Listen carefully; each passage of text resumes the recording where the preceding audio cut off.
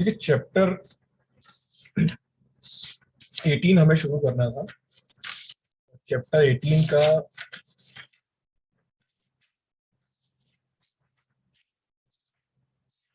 जो टाइटल है वो है offences relating to documents and property marks. यानी कि डॉक्यूमेंट्स से रिलेटेड जितने भी ऑफेंसेस होते हैं दस्तावेज से रिलेटेड जितने भी ऑफेंसेस होते हैं, प्रॉपर्टी मार्क्स से रिलेटेड जितने भी ऑफेंसेस होते हैं वो इस चैप्टर में पढ़ेंगे। सेक्शन 463 से 489 ई तक का ये चैप्टर है। सबसे पहला और सबसे कॉमन ऑफेंस जो प्रॉपर्टी ये डॉक्यूमेंट्स के रिस्पेक्ट में होता है वो होता है सेक्शन 463 फॉर्जरी, जिसको कहा जाता है। फॉर्जरी की डेफिनेशन सेक्शन 463 के अकॉर्डिंग बहुत छोटी है। दिखने में बेयर एक्ट में देखो कि बहुत छोटी है, but it has a very wide meaning, so you can say that it has a very wide definition. Ingredients क्या होते हैं? First and the most important thing of forgery is, forgery को हिंदी में कहते हैं कूट रचना। कूट रचना मतलब कि कोई गलत दस्तावेज बनाना, कोई गलत डॉक्यूमेंट बनाना।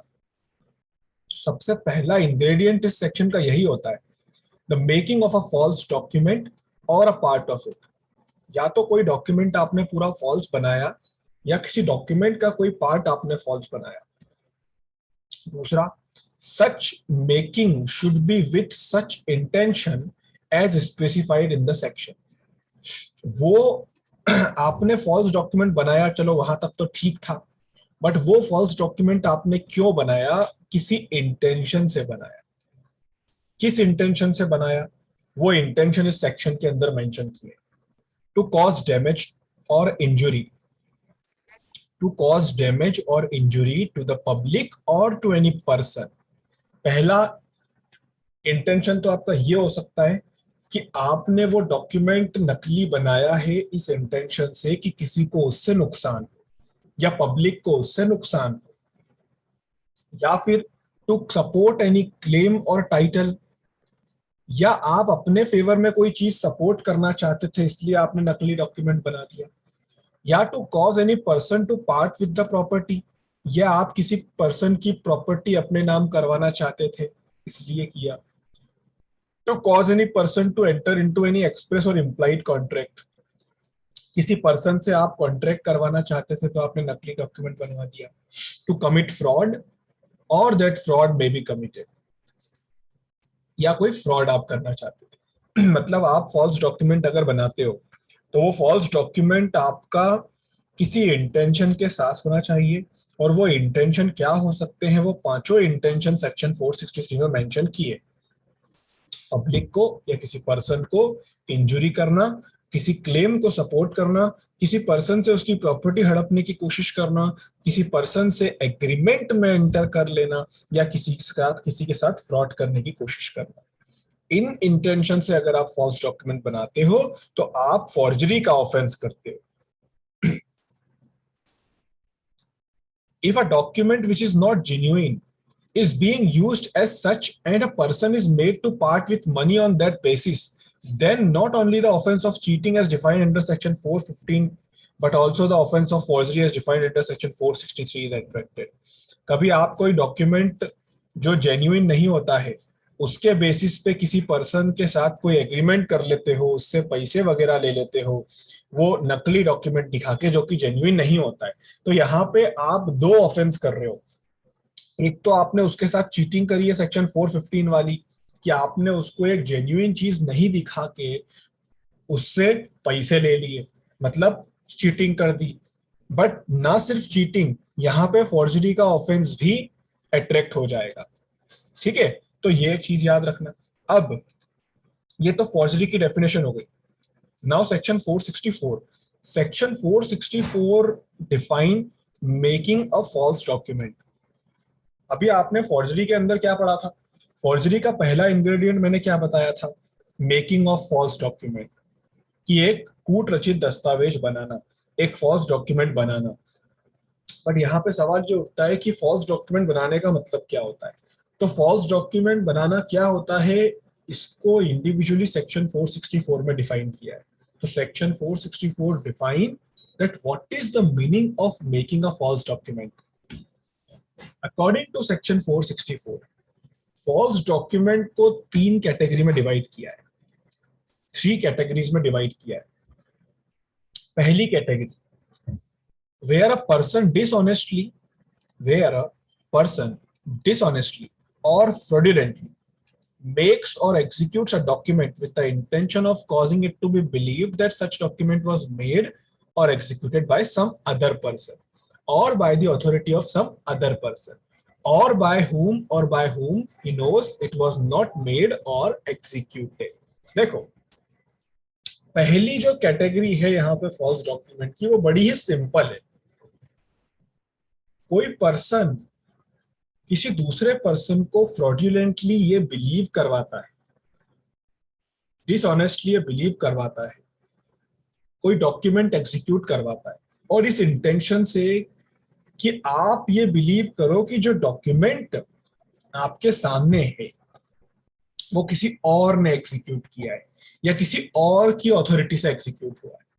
मतलब सिंपल सी बात है, मैं कोई डॉक्यूमेंट आपके पास लेके आया और ये कह रहा हूं कि ये डॉक्यूमेंट मिस्टर शर्मा ने एग्जीक्यूट करके दे दिया है, आप इस पे अपना साइन कर दो, जबकि मिस्टर शर्मा ने वो डॉक्यूमेंट एग्जीक्यूट किया ही नहीं.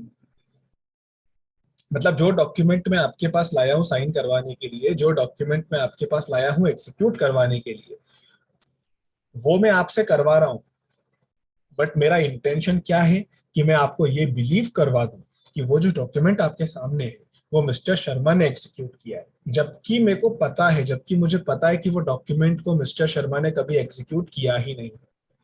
तो पहला फॉल्स डॉक्यूमेंट बनाने का मतलब ये होता है कि आप डिसऑनेस्टली फ्रॉडुलेंटली कोई डॉक्यूमेंट बनाते हो, एग्जीक्यूट करवाते हो इस इंटेंशन से कि कोई और पर्सन ये बिलीव करे that such document was executed by some other person, not by me, by some other person. फिर सेकंड कैटेगरी क्या होती है,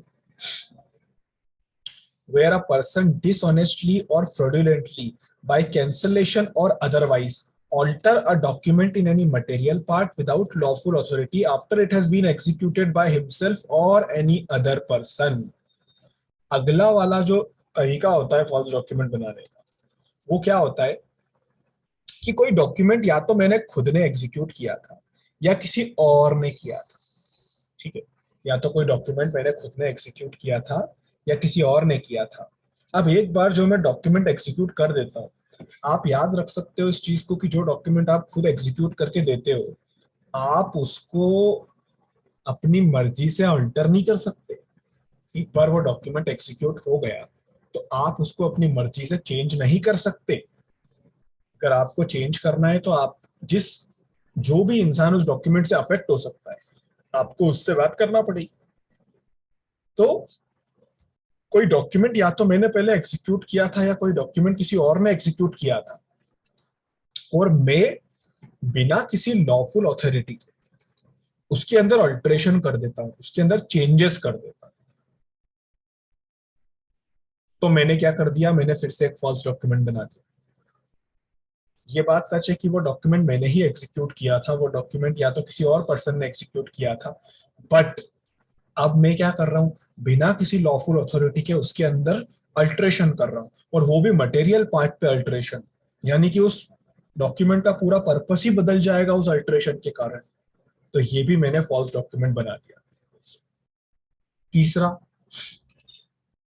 where a person dishonestly or fraudulently causes any person to sign, execute, or alter a document, knowing that such person could not, by reason of unsoundness of mind, intoxication, deception practiced, know the content of the document or the nature of the alteration. मैंने dishonestly या fraudulently किसी person से कोई document पे sign करवा लिया, जबकि मैं जानता हूं कि जिस पर्सन से मैं साइन करवा रहा हूं वो पर्सन अनसाउंड माइंड का है, या वो पर्सन इंटॉक्सिकेटेड स्टेट में है, या वो पर्सन के साथ मैंने डिसेप्शन कर लिया है.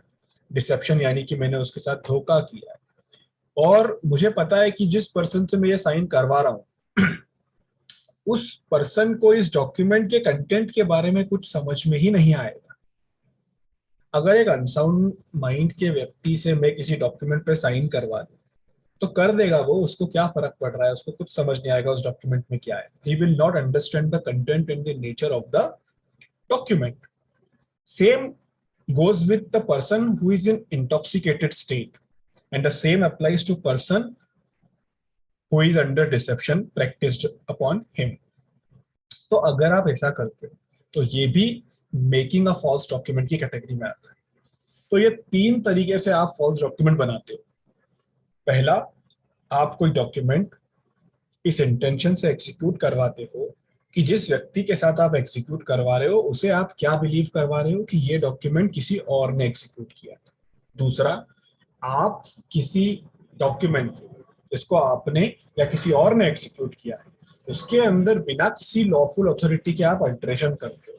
और तीसरा, कि आप किसी पर्सन से किसी डॉक्यूमेंट पे फ्रॉडुलेंटली या फिर डिसऑनेस्टली एग्जीक्यूट करवाते हो, साइन करवाते हो, अल्टर करवाते हो एक ऐसे पर्सन से जिसको उस डॉक्यूमेंट के कंटेंट के बारे में समझ नहीं, चाहे वो अनसाउंडनेस ऑफ माइंड के कारण, इंटॉक्सिकेटेड स्टेट के कारण या डिसेप्शन के कारण. तो इन शॉर्ट ये तीन चीजें होती है जो मैंने आपको बता दी. ठीक है, तो इन शॉर्ट आप इसको ऐसे समझ सकते हो. executed a document claiming to be someone else, alteration or tempering the document, obtained a document by practicing deception or from a person not in the control of his senses. अगर आप अपना खुद का सिग्नेचर गलत करते हो कभी, उसको भी फॉर्जरी कहा जा सकता है. कई बार ऐसा होता है कि हम खुद का ही सिग्नेचर गलत करके देते हैं किसी एग्रीमेंट के ऊपर ताकि बाद में हम पे कोई क्वेश्चन ना कर सके, उसको भी फॉर्जरी कहा जा सकता है. इलस्ट्रेशन आप देखो इसका. एक बिल ऑफ एक्सचेंज पे आपने अपने खुद के नाम का साइन कर दिया इस इंटेंशन से कि कोई भी ये बिलीव करेगा that the bill was drawn by another person of the same name. You have committed forgery. आपने क्या किया, आपने सपोज करो कि आपका नाम है ए, तो आपने ना ए नाम से साइन कर दिया, आपने ए नाम से उस बिल ऑफ एक्सचेंज पर साइन कर दिया. आपका इंटेंशन क्या था कि कोई भी उस बिल ऑफ एक्सचेंज को देखेगा तो उसे ये लगेगा कि ए नाम का कोई और भी व्यक्ति है, उसने साइन किया है, मतलब मैंने नहीं किया है, मेरे नाम का कोई और व्यक्ति भी है, उसने साइन किया है, क्योंकि मैंने वो साइन नाम वाला करा. तो मैंने यहाँ पे क्या किया, फॉर्जरी किया.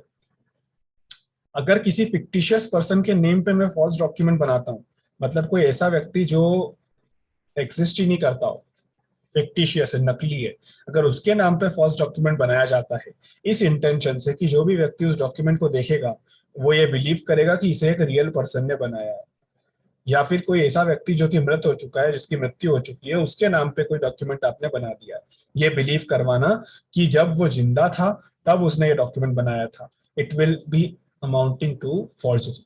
इसको भी फॉर्जरी कहा जाएगा. मतलब अगर आप कोई ऐसा डॉक्यूमेंट बनवाते हो जो कि एक फिक्टिशियस पर्सन के नाम से है, एक नकली इंसान के नाम से है, बट ये बिलीव करवा रहे हो कि वो इंसान असली में कोई है, तो इसे भी फॉर्जरी बोलेंगे. आप कोई डॉक्यूमेंट बनवाते हो जो किसी मृत व्यक्ति के नाम से बनवाते हो ये बिलीव करवाने के लिए कि जब वो जिंदा था तब उसने ये बनाया था, उसको भी फॉर्जरी बोलेंगे.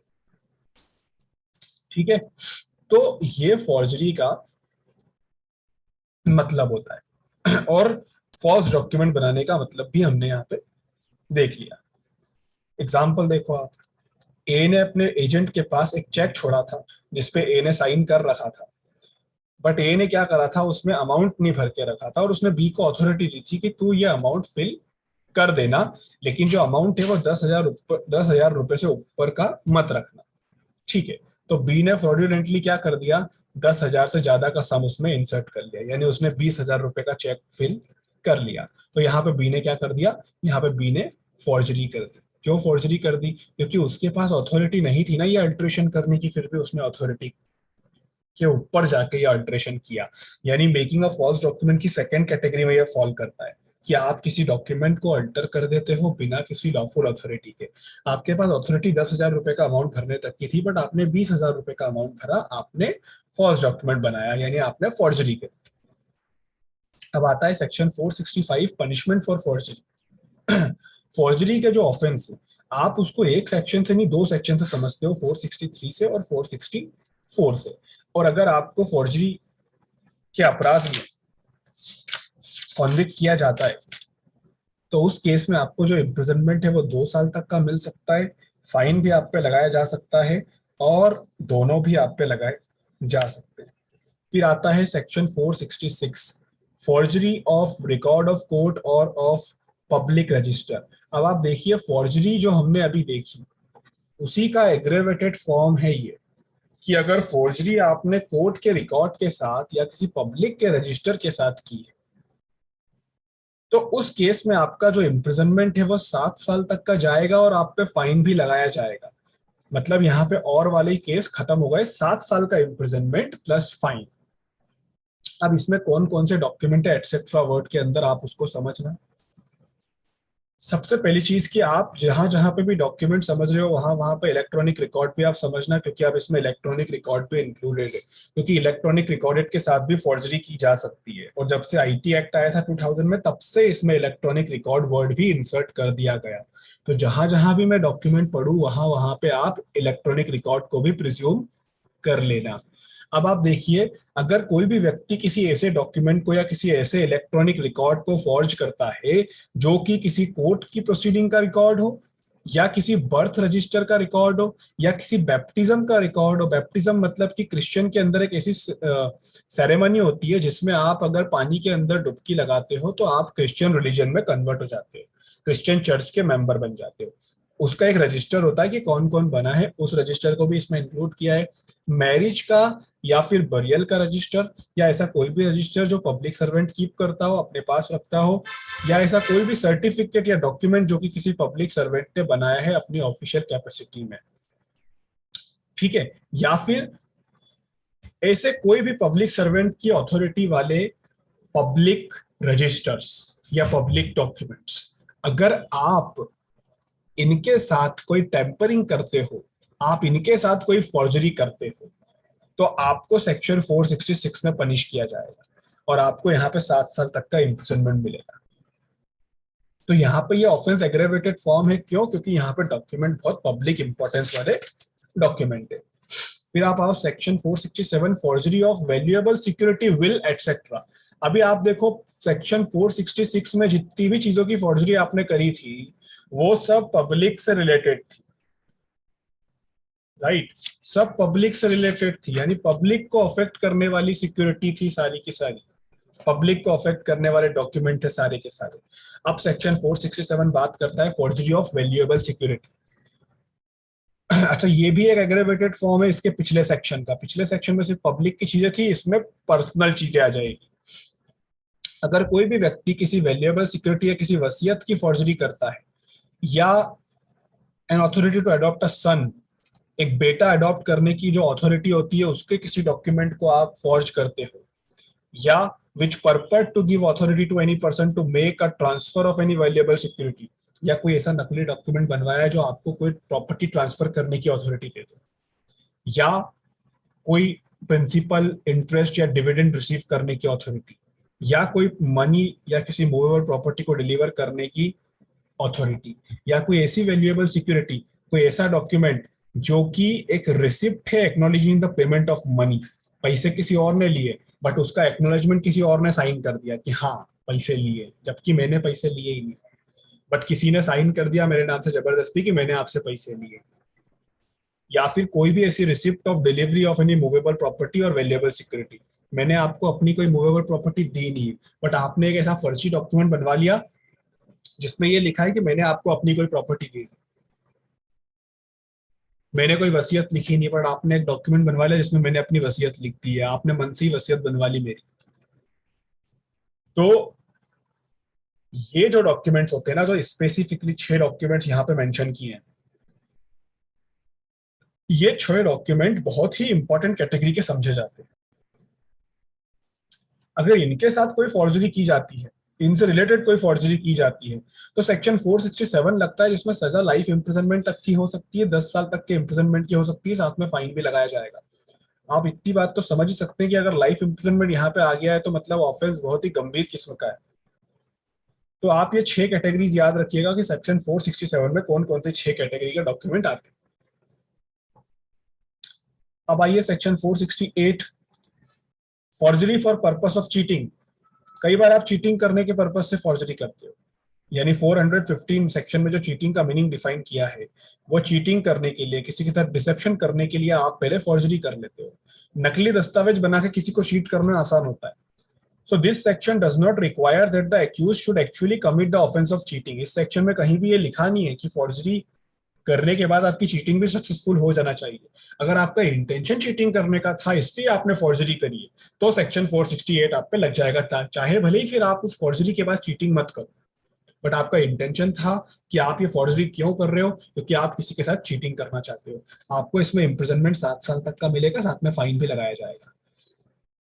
Forgery for the purpose of harming the reputation, किसी की रेपुटेशन हार्म करने के लिए फॉर्जरी कर रहे हो, किसी का नाम बदनाम करने के लिए फॉर्जरी कर रहे हो, नकली डॉक्यूमेंट बना रहे हो किसी के नाम पे ताकि उसकी बदनामी हो जाए, तो आप अगर ऐसा करते हो तो आपको 3 साल तक का इंप्रिजनमेंट प्लस फाइन आप पे लगाया जा सकता है।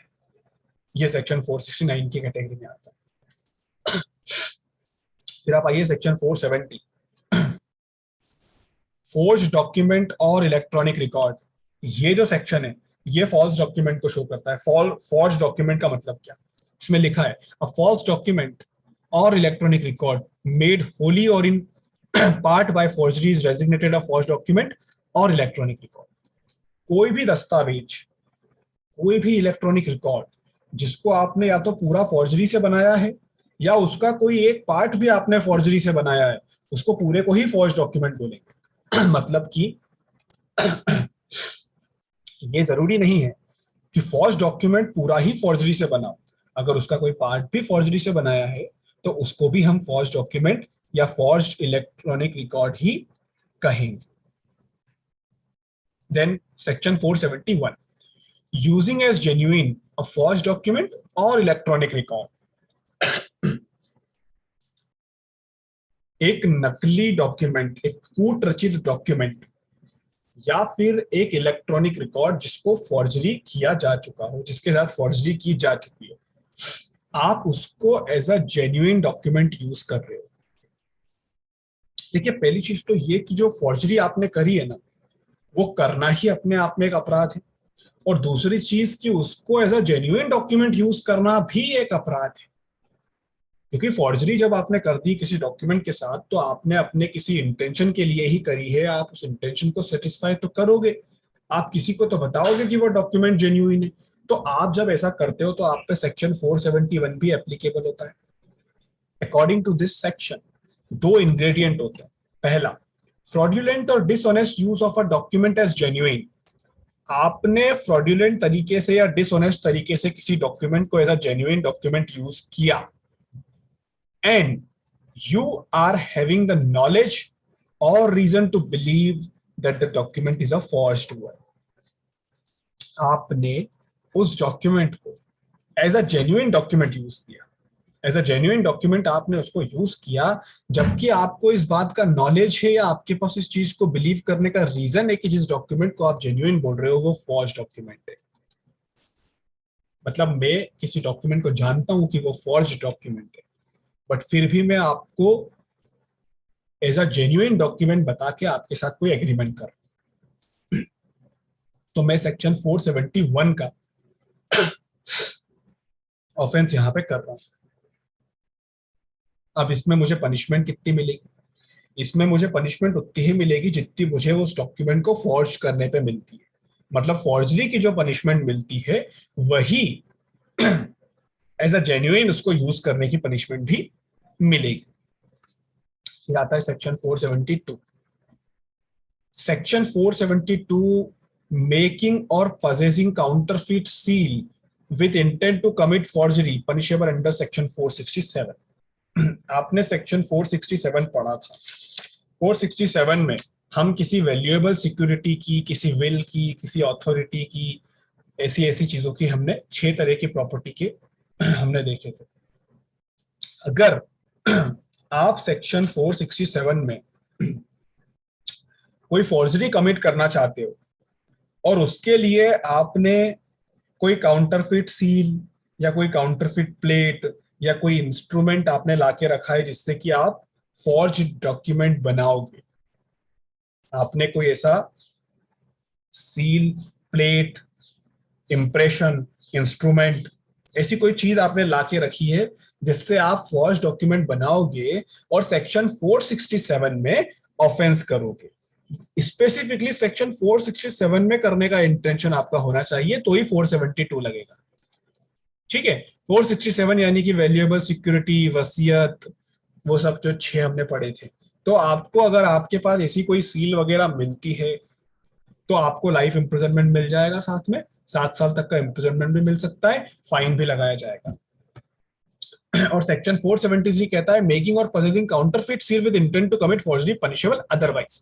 ये सेक्शन और इसका प्रीसीडिंग सेक्शन एकदम सेम टू सेम है, बस फर्क इतना सा है कि सेक्शन 472 में आपके पास से जो आपके पास से इंस्ट्रूमेंट मिलते हैं फॉर्जरी करने के लिए, वो सेक्शन 467 वाली फॉर्जरी के लिए आपने लाके रखे।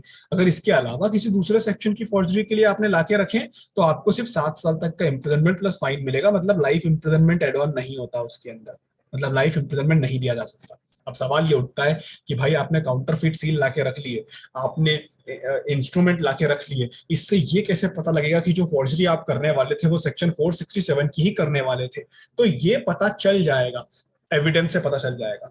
आपके पास जो डॉक्यूमेंट मिलेंगे उससे पता चल जाएगा ना कि आप किस डॉक्यूमेंट की फॉर्जरी करना चाहते थे। अगर आपके पास से कोई वसीयत वगैरह के कागज मिल गए तो कोर्ट वहां पे क्या प्रिज्यूम करेगी कि आप सेक्शन 467 का ऑफेंस करने के इंटेंशन से ही ये सील और ये डॉक्यूमेंट्स लेके आए थे।